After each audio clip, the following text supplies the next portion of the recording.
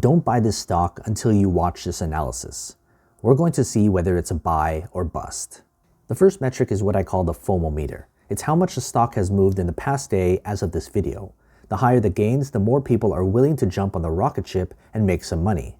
FOMO is a great way to scalp some profits if you're looking at the stock short term. Next, we're going to see if the business behind the stock is any good. We'll look at 5 metrics and grade them from an A++ to an F. In order, the PE ratio deals with the amount of speculation surrounding the business. If it's too high, it means too many investors are speculating on the price and overvaluing it relative to how much it earns. As low as possible is ideal. Earnings growth accounts for the next 5 years the business is slated to grow. Ideally, we want high growth, but that usually comes to a high PE ratio. But high growth means the company is still innovating. Profit margins tells us how efficient the business is at keeping what it makes. We also want this to be high. A high margin business is assurance that the business has pricing power and a brand name, which builds an economic moat. Return on equity goes hand in hand with profit margins. It tells us how well the company is using its money. You want a high ROE. This fuels higher profit margins, which increases growth. Then there's a dividend yield, which I believe is the most important metric as a long-term investor.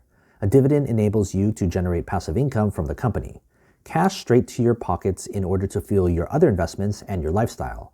A higher dividend yield is ideal for any business you don't plan to sell in the next decade.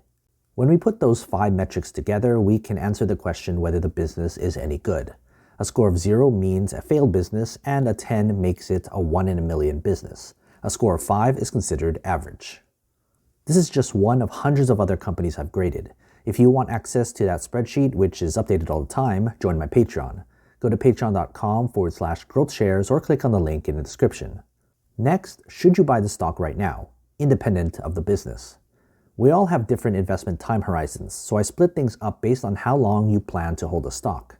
A short-term investor will look for a relatively low relative strength index, ideally below 30. The holding period of short-term investors are often a month or less. A near-term investor will look for a negative 50-day simple moving average, ideally as far negative as possible. The holding period for near-term investors are often less than 1 year.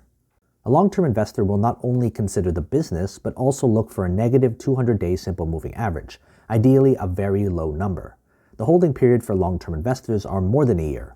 Lastly, if you want absolute value, you can average out all 3 time horizons. This will ensure you're getting a bargain price for your investment. If you found this analysis insightful, subscribe for more. Invest wisely, and as always, take care of your money.